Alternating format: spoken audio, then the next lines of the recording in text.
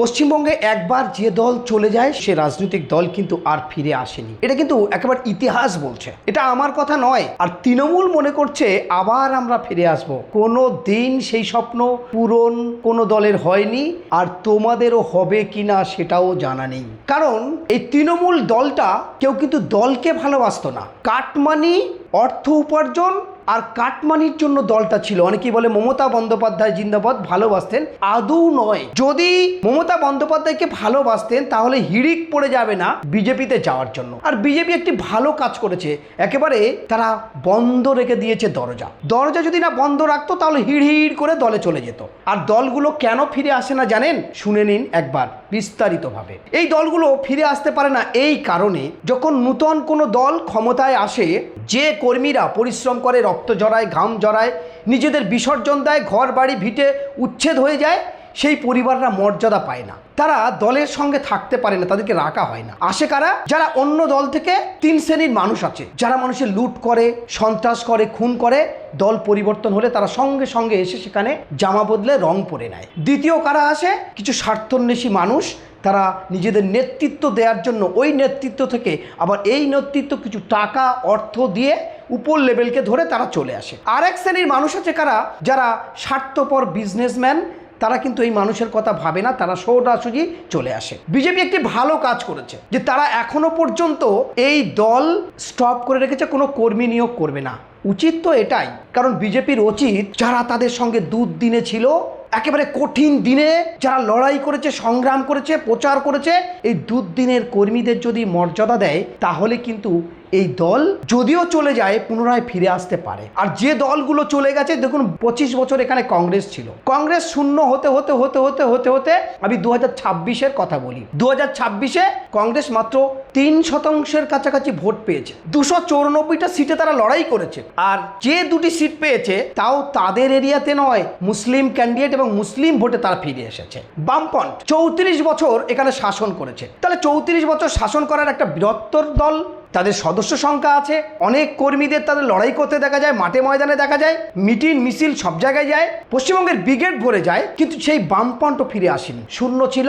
এবারে আইএসএফ এর হাত ধরে একটি লাল বাতি জ্বলে উঠেছে মুর্শিদাবাদ থেকে, তাও সে তাদের ভোটে নয় বা অন্য কোনো সম্প্রদায়ের ভোটে নয়, সেই মুসলিম ভোটে লালের একটা টিপ টিপ করে জ্বলছে, বামফ্রন্ট ফিরে এসছে। তারা বলছে আমরাও ঘুরে দাঁড়াবো, জানি না, চেষ্টা করলে হয়তো আসতে পারে। কিন্তু তৃণমূল আর ফেরার সম্ভাবনা কোথা থেকে দেখবে? তাদের একাধিক মানুষ কিন্তু এখন থেকে লাইন দিচ্ছে বিজেপিতে যাওয়ার জন্য। আর বিশেষ করে বিজেপিতে যারা লড়াই করেছে তারা যদি তাদের দলে মর্যাদা পায় তাহলে কিন্তু তারা শান্তি পাবে, নইলে কিন্তু এদের মধ্যে বিদ্রুপ তৈরি হতে পারে, হিংসা তৈরি হতে পারে এবং গোষ্ঠীদ্বন্দ্ব তৈরি হতে পারে। এবার আসি কংগ্রেসের। ভাবুন তো দেখি, কংগ্রেস 3% ভোট পেয়েছে এই রাজ্যে। শুধু তাই নয়, কংগ্রেসের যিনি দায়িত্বে আছেন পশ্চিমবঙ্গের প্রদেশ কংগ্রেস সভাপতি শুভঙ্কর সরকার কত ভোট পেয়েছেন জানেন? তিনি পেয়েছেন 2884টি ভোট। ভাবুন, 294 সিট দিয়ে তিনি একজন প্রদেশ কংগ্রেস সভাপতি, তিনি পাচ্ছেন 2884টি ভোট। তাহলে ফিরবে কারা? সবাই কিন্তু এই মুসলমানদের দিকে তাকিয়ে আছে, তৃণমূল, সিপিএম, কংগ্রেস।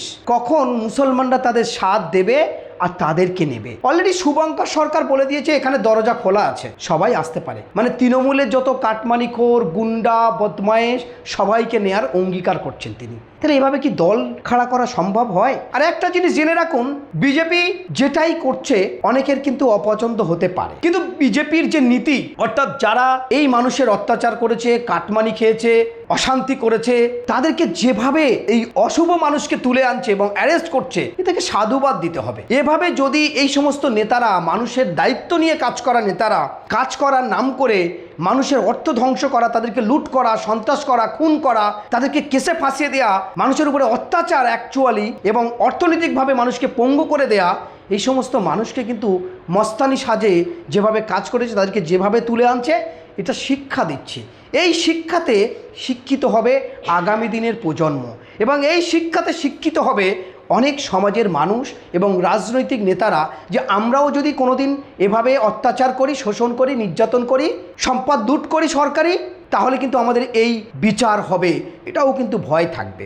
আরেকটি বিষয়, সবচেয়ে বড় গুরুত্বপূর্ণ বিষয় হচ্ছে এটা যে আমরা সামাজিক মানুষ নিজেদের স্বার্থ ছাড়া কি রাজনীতি করি?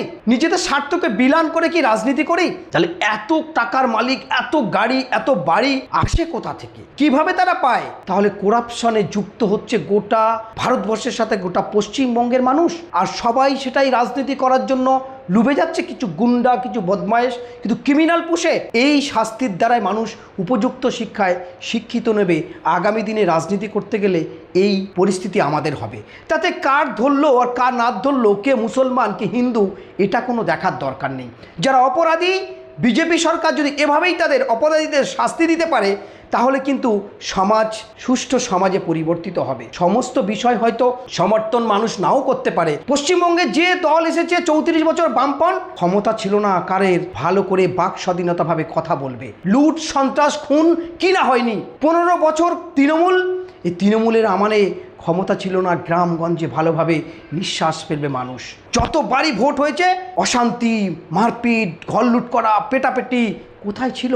আসুন না, নির্বিঘ্নে শান্তিভাবে আমরা সবাই মিলেমিশে বাস করি এবং সুন্দর জীবন গঠন করি। কারণ প্রতিটা পরিবারে তো তাদের সন্তান আছে, বাচ্চা আছে, ছেলে আছে, মেয়ে আছে, পরিবার আছে, আত্মীয় স্বজন আছে। আজকে কতটা ঘৃণা, কতটা লজ্জা লাগছে বলুন তো দেখি। কিছু কিছু ক্রিমিনাল মস্তানদের রাস্তায় ঘোরাচ্ছে। ভাবুন, এটাও কিন্তু একটা শিক্ষা। এ দ্বারা যারা রাজনীতি করবে, এই রাজনীতির ব্যক্তিত্বের অবশ্যই একটা বড় শিক্ষা হচ্ছে। তা দ্বারা আমাদের শিক্ষা নিতে হবে, এতে আমরা সৎ হতে পারি এবং মানুষের জন্য কাজ করতে পারি।